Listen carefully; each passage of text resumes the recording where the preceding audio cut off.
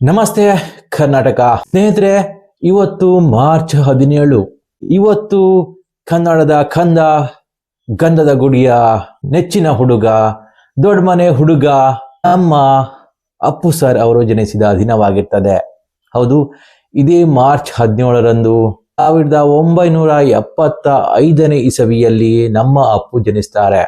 ಯಾವಾಗ ಅಪ್ಪುವಿನ ಜನನವಾಯಿತು ಅವತ್ತಿನಿಂದ ಅವರು ಕನ್ನಡಿಗರ ಒಂದು ಮನೆ ಮಾತಾಗಿರ್ತಾರೆ. ಯಾಕಂತ ಹೇಳಿದ್ರೆ ದೊಡ್ಡ ಮನೆ ಹುಡುಗ ಅಂತ ಹೇಳಿದ್ರೆ ಅದು ಅಪ್ಪಾಜಿಯ ಮಗನ್ ಅಂತ ಹೇಳಿದ್ರೆ ನಮ್ಮ ಕನ್ನಡಿಗರಿಗೆ ತುಂಬಾನೇ ಪ್ರೀತಿ ಪಾತ್ರವಾಗಿದ್ದರು.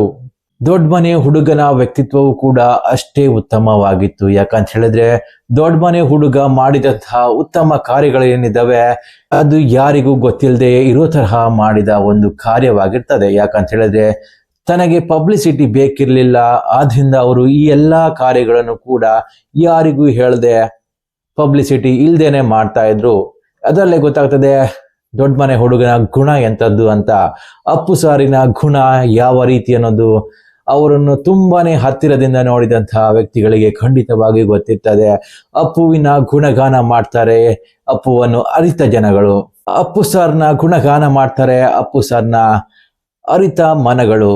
ಇವತ್ತು ಅಪ್ಪು ಸರ್ನ 51ನೇ ಜನ್ಮದಿನವಾಗಿರ್ತದೆ. ಸೊ ಅವರ ಅಣ್ಣನಿಂದ ಒಂದು ಭಾವುಕ ಪೋಸ್ಟ್ ಬಂದಿದೆ. ಹೌದು, ನಮ್ಮ ಕನ್ನಡದ ಕಣ್ಮಣಿ ಶಿವಣ್ಣನಿಂದ ಒಂದು ಭಾವುಕ ಪೋಸ್ಟ್ ಬರ್ತದೆ. ಸೊ ತನ್ನ ತಮ್ಮನ ನೆನಪಿನಿಂದ ಅವರು ಈ ಒಂದು ಭಾವುಕ ಪೋಸ್ಟ್ ಮಾಡ್ತಾರೆ. ಅದು ಅಪ್ಪು ಸರ್ನ ಹುಟ್ಟಿದ ದಿನದಂದು. ಸೊ ನೋಡೋಣ ಅವರು ಮಾಡಿದಂತಹ ಪೋಸ್ಟ್ ನಲ್ಲಿ ಯಾವೆಲ್ಲ ಅಂಶಗಳು ಇದೆ ಅಂತ. ಅಪ್ಪು ಸರ್ನ ಜನ್ಮದಿನದಂದು ಶುಭ ಕೋರಿರುವ ಶಿವಣ್ಣ, ಆಕಾಶದಾಚೆ ಎಲ್ಲೋ ದೇವರಿಲ್ಲವೋ, ಇದು ಆಗ ಕೇಳಿದಾಗ ಎಷ್ಟು ನಿಜ ಅನ್ಸಿತ್ತು, ಈಗಲೂ ಹಾಗೆ ಇದೆ. ನಿನ್ನನ್ನು ಆಕಾಶದಾಚೆ ಹುಡುಕುವ ಅವಶ್ಯಕತೆ ಇಲ್ಲವೇ ಇಲ್ಲ. ಇಡೀ ಕರ್ನಾಟಕದಲ್ಲಿ ಎಲ್ಲೇ ಹೋದರೂ ಜನ ನಿನ್ನನ್ನು ಪ್ರತಿದಿನ ಸಂಭ್ರಮಿಸುತ್ತಾರೆ. ನಿನ್ನ ಹುಟ್ಟು ಹಬ್ಬ ನಮ್ಮೆಲ್ಲರಿಗೂ ಹಬ್ಬ. ನಿನ್ನ ಹೆಸರು ಹೇಳಿದೊಡನೆ ಮೂಡುವ ನಗು, ನೀನು ಎಲ್ಲರಿಗೂ ಕೊಟ್ಟಿರುವ ಉಡುಗೊರೆ. ಹುಟ್ಟು ಹಬ್ಬದ ಶುಭಾಶಯಗಳು ನಿನ್ನ ಶಿವಣ್ಣ. ಇಷ್ಟು ಹೇಳಿ ಅವರು ಶುಭ ಕೋರಿದ್ದಾರೆ. ಸೊ ನೋಡೋದಾದ್ರೆ ಅಣ್ಣ ತಮ್ಮರ ಬಾಂಧವ್ಯ ನೋಡೋದಾದ್ರೆ ನಮ್ಗೆ ಇವಾಗ್ಲೂ ತುಂಬಾನೇ ಬೇಜಾರಾಗ್ತದೆ. ಸೊ ಇಷ್ಟು ಬೇಗ ನಮ್ಮ ಅಪ್ಪು ನಮ್ಮನ್ನು ಅಗಲಿ ಹೋಗ್ತಾರೆ ಅಂತ ನಾವು ಅನ್ಕೊಂಡೇ ಇರ್ಲಿಲ್ಲ.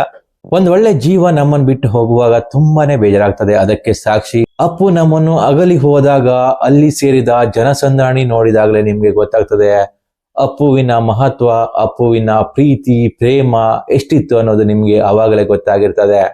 ಸೊ ಅಪ್ಪುವನ್ನು ನಾವೆಲ್ಲರೂ ಮಿಸ್ ಮಾಡ್ಕೊಳ್ತಾ ಇದ್ದೀವಿ. ಸುಮಾರು 5 ವರ್ಷ ಆಗಿದೆ ಅಪ್ಪು ನಮ್ಮನ್ನು ಬಿಟ್ಟು ಹೋಗಿ. ಅವರು ಮಾಡಿದಂತಹ ಒಳ್ಳೆಯ ಕಾರ್ಯಗಳು ಕರ್ನಾಟಕದಲ್ಲಿ ಮನೆ ಮಾತಾಗಿದೆ.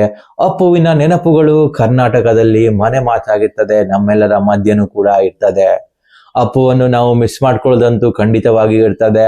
ಒಂದಂತೂ ಮರಿಬಾರ್ದು, ಅದೇನಂತ ಹೇಳಿದ್ರೆ ಅಪ್ಪು ತೋರಿಸಿದಂತಹ ದಾರಿ, ಅಪ್ಪುವಿನ ಉತ್ತಮ ಹಾದಿ ಏನಿದೆ ಅದೆಲ್ಲರಿಗೂ ಕೂಡ ನಮಗೆ ಮಾರ್ಗದರ್ಶನವಾಗಬೇಕು. ಅಪ್ಪುವಿನ ಎಲ್ಲಾ ಕಾರ್ಯಗಳನ್ನು ಕೂಡ ನಮ್ಮಲ್ಲಿ ಮಾಡ್ಲಿಕ್ಕೆ ಆಗೋದಿಲ್ಲ. ಯಾಕಂತ ಹೇಳಿದ್ರೆ ಅಪ್ಪು ಮಾಡಿದಂತಹ ಕಾರ್ಯ ಮಾಡ್ಲಿಕ್ಕೆ ಅದು ನಮ್ಮಿಂದ ಸಾಧ್ಯ ಇಲ್ಲ. ಆದ್ರೆ ಅದರಲ್ಲಿರುವ ಕೆಲವೊಂದು ಸಣ್ಣ ಪುಟ್ಟ ಅಂಶಗಳನ್ನಾದ್ರೂ ಕೂಡ ನಾವು ನಮ್ಮ ಜೀವನದಲ್ಲಿ ಮೈಗೂಡಿಸಿಕೊಳ್ಳಬಹುದು.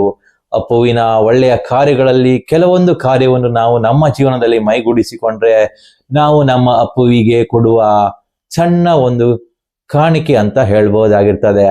ಸೊ ಇವತ್ತು ಅಪ್ಪುವಿನ 51ನೇ ಜನ್ಮದಿನವಾಗಿರ್ತದೆ. ಅಪ್ಪು ಸರ್ನ ನೆನೆಸುತ್ತಾ ಅಪ್ಪುವಿಗೆ ಹುಟ್ಟಿದ ಹಬ್ಬದ ಶುಭಾಶಯಗಳನ್ನು ಕೋರೋಣ. ಹುಟ್ಟಿದ ಹಬ್ಬದ ಶುಭಾಶಯಗಳು Appu sir, we miss you.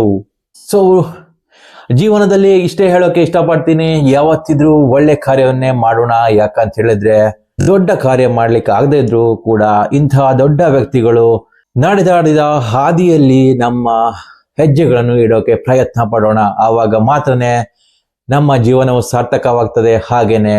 ಹಾಗೂ ನಮ್ಮಿಂದ ಇತರರಿಗೆ ಸ್ವಲ್ಪವಾದ್ರೂ ಸಹಾಯವಾಗುವುದಂತೂ ಗ್ಯಾರಂಟಿ ಆಗಿರ್ತದೆ. ಸೊ ಅಪ್ಪುವನ್ನು ನೆನೆಸುತ್ತಾ ಇವತ್ತಿನ ವಿಡಿಯೋ ಮುಗಿಸ್ತಾ ಇದ್ದೀನಿ. We miss you. Happy birthday Appu sir.